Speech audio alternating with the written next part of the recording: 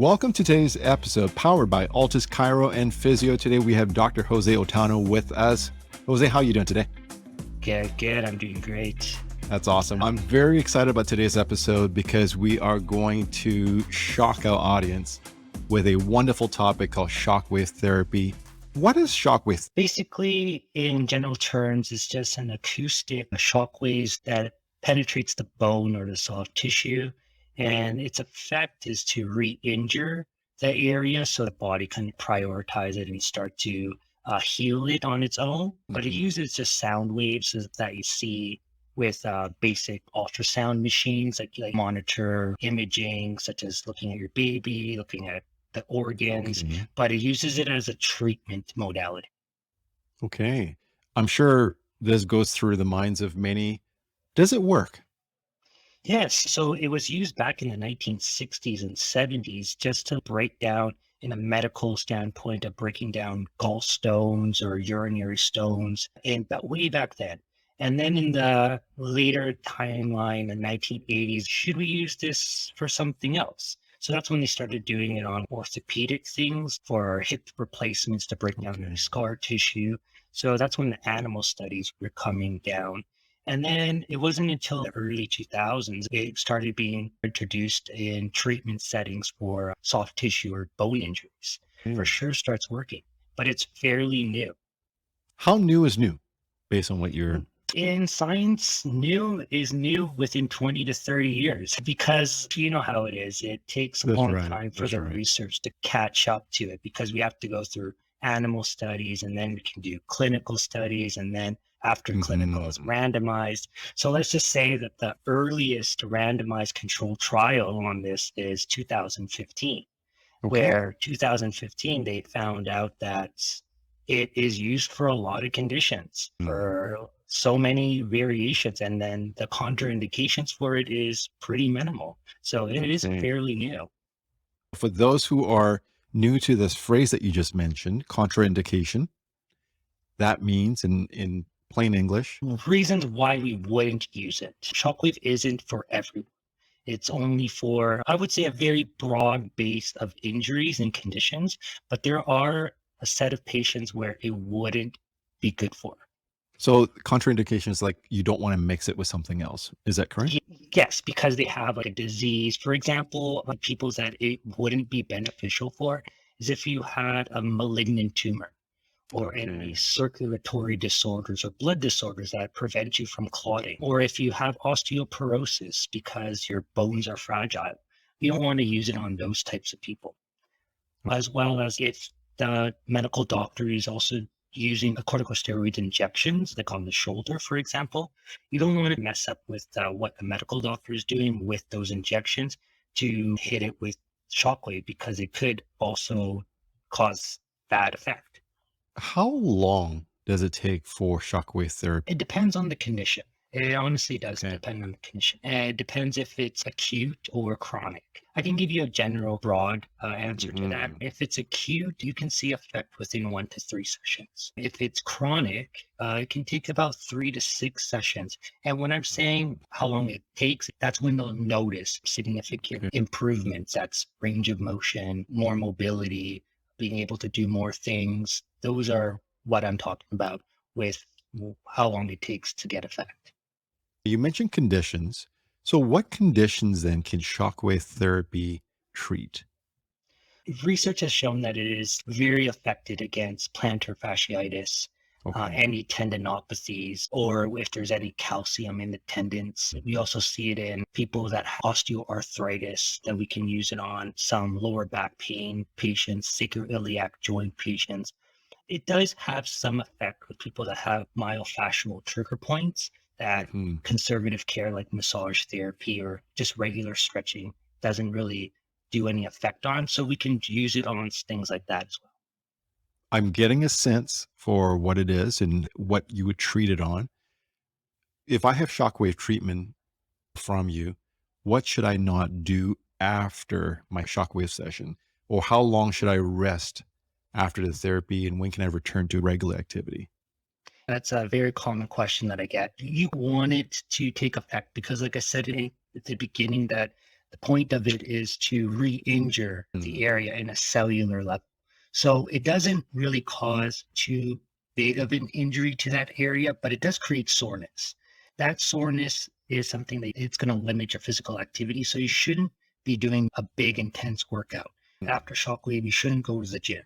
You should go home and do a simple stretch, simple mobility program that kind of facilitates the shockwave and continues getting the blood flow going, but nothing too drastic. Keeping it at a light to moderate intensity of exercise program, a walk, anything like that can be great for it. But running afterwards or going for a marathon run, yeah, that would be too extreme. You want to give it a good rest that day. And then the next day, feel how you're feeling and see, and then tolerate a little more. Do that moderate. Maybe you can start doing the exercise, but don't push yourself too much. Okay. So no Ironman. No Ironman or CrossFit workout. Oh, CrossFit. Yeah. Are you recommending patients or clients give it 48, 72 hours? Ideally, we could go within 24 to 48 hours in between sessions, because you do need to know how your body handles the shockwave. Some patients have different responses than others, but 24 to 40 hours is the minimum between sessions. And then the maximum, research says, is about a week. You don't want to go more than a week between sessions, especially when we're dealing with recovery and healing the tissue.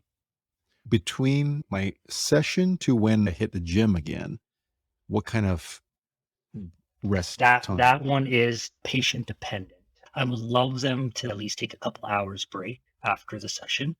Go home, just rest. And then after the session, if they wanted to go to the gym and do a light mobility program, remember, Shockwave therapy is coupled with whatever the therapist gives them, such as hip mobility or shoulder mobility program, something that gets them moving. And that program design that therapist is giving them should be light to moderate so they can scale it. And that should be done that same day as well. You mentioned breaking the scarring or whatever the issue is down on its cell level. Does it mean that the therapy itself is painful during treatment, or why is it painful? That's also another big question that I get from my patients as well when they first get Shockwave, is that during the session, it can be a little bit discomforting, but it's up to the patient and the therapist to work on the start of the intensity. So for me, I always started at the very mild intensity, and we started there because what it is, it does use sound waves to increase pressure to the area. And when it increases pressure to the area, it's not a constant pressure. It is a pulsated pressure that we will experience, and the frequency depends on the machine, but it does feel discomforting. And then we do need it to be tolerable for the patient. So it's not painful, but it should be tolerable for them.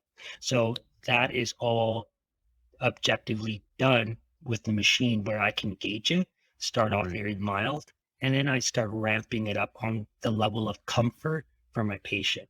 So it's tolerable.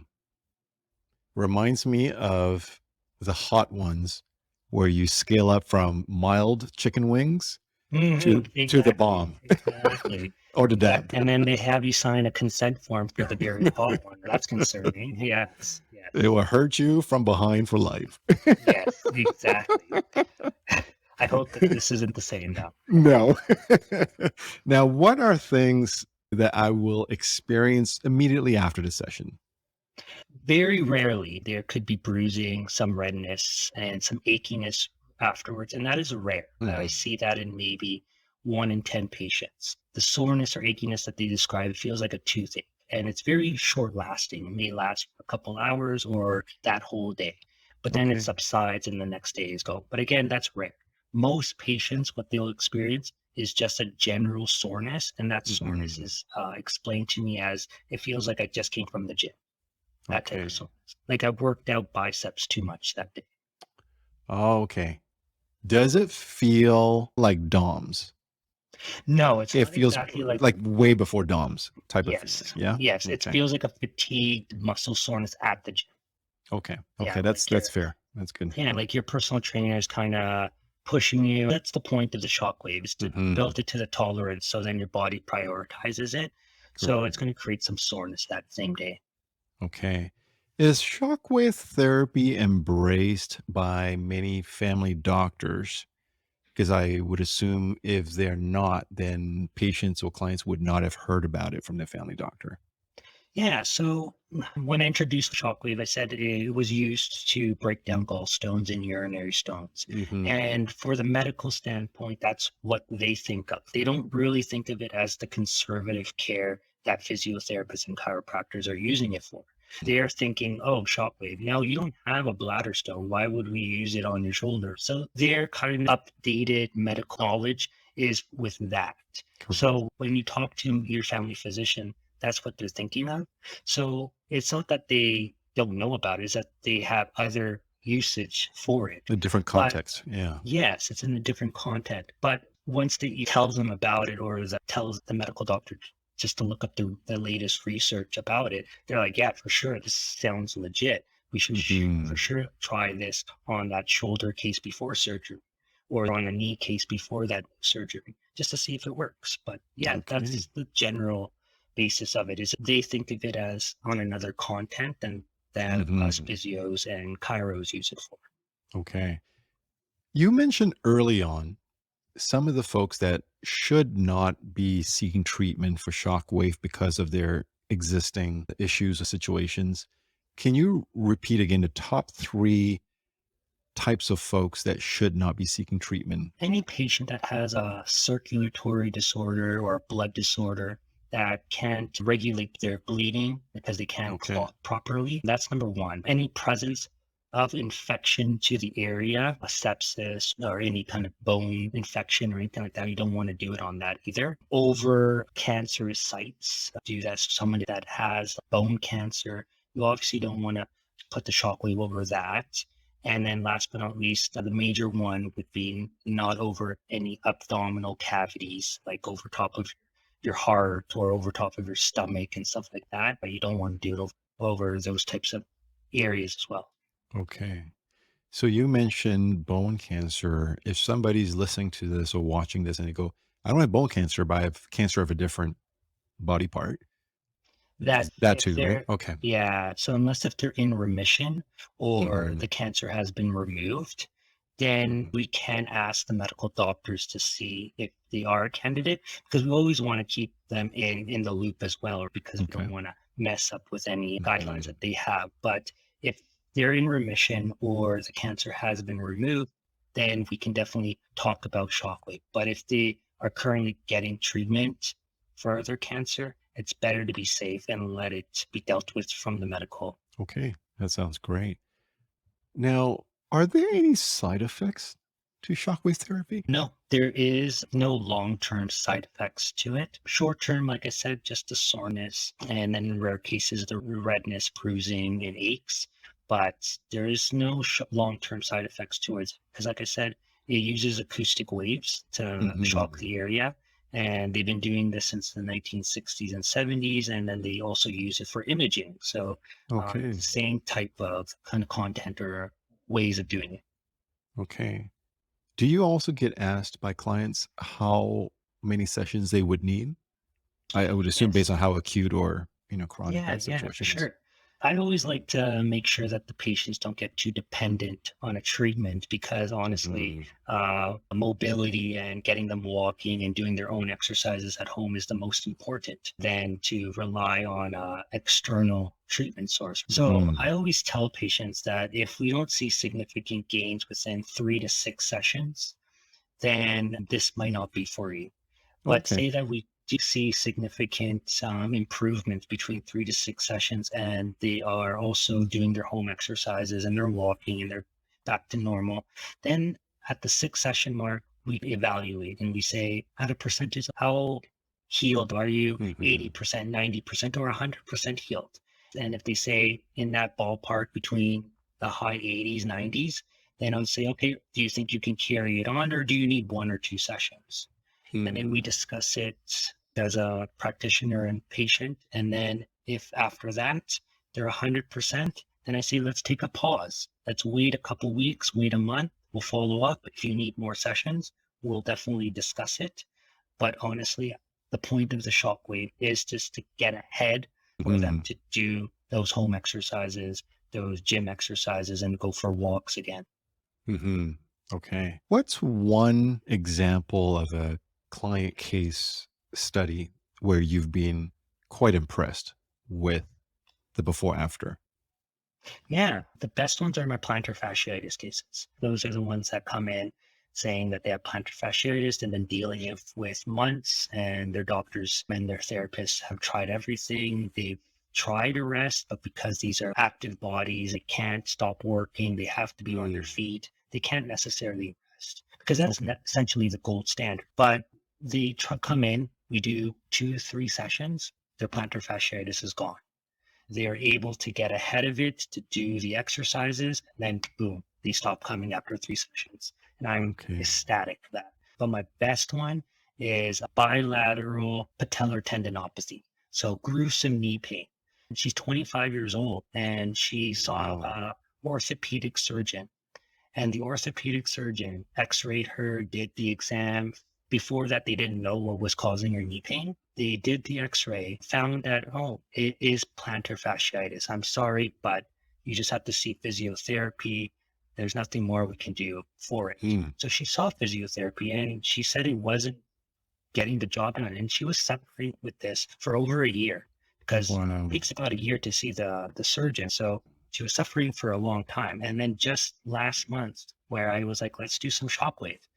So we did shockwave. I gave her exercises after 5 sessions. 5 sessions. She says I can now go up and down the stairs without any pain. She says it Wow. is a little soon. She's not telling her boss yet, but she's able to now do more work at work now. That's incredible. Yeah, and she's only 25 too. That is the So shocking part. So that young. is, yeah, it's so young. And she saw a specialist about it as well. Yeah, yeah. Okay. I have one final question, and I'm sure folks are thinking that their mind, I'd like this. It sounds great. I think it could work for me, maybe. But how much does it cost? And I know you have different machines and types, but what's the ballpark range? So the ballpark range is in around the $80 range. It can be $5 to $10 more, depending on the Hmm. clinic and depending on the location that you're living in. Vancouver Hmm. might be a little bit more, but from the 2 clinics that I work out here in Abbotsford and in Chilliwack, we charge about $80, and we charge it as like a session. During the session time, we will do shockwave, but if you also need other treatment as well, we'll add it on to it. So it would be Hmm. shockwave with a chiropractic session, so it will be added into it. But if you only wanted shockwave between the 2 clinics, it's about $80. If I'm hearing you, Shockwave is part of the chiropractic session. And is that 80 an add-on to the Chiro fee? Yes, Okay. exactly. So, for example, if a patient wants additional, for example, some mobility on their back or their neck or something like that, in addition to the shockwave, then it would be a chiropractic subsequent session with Hmm. shockwave. So it Okay. would be added onto. But if they Okay. just wanted shockwave, they just wanted to get the treatment on their plantar fasciitis or their tendinopathies or anything like that, then it would just be that $80 session. Okay. Let's say I have a benefits package that covers Chiro. Will that be covered because that's part of my chiropractic? It all depends on your extended benefits. You would have to double check with your extended benefits, and it's as simple as just calling the number on it. Some of them have different coverages for it, but a Mhm. majority of the time, I believe that they all cover it, but it is between the patients and their extended benefits. So they would have to call in ahead of time Okay. just to make sure. This is shocking news because this is the first time I've had so much intel on shockwave therapy. So I Yeah. thank you. A lot of our viewers and listeners will, I'm sure, appreciate uh, you answering all these questions that probably are going through their mind too as they hear about shockwave therapy. Dr. Jose Otano is at ALTUS Chiro and Physio in Abbotsford. Can you share with our listeners or viewers where ALTUS is located in Abbotsford? We're on Ventura Avenue off of South Fraser Way. If you're from Abbotsford, it's just across the street from the McDonald's on South Fraser Way. So it's on Ventura Avenue. Okay, perfect. Thank you so much for your time. And I look forward to the next time we get a chance to chat more about chiropractic treatments Thanks for staying tuned to this podcast today. Stay tuned for next week's episode, where we'll cover more Chiro and Physio topics powered by ALTUS Chiro and Physio.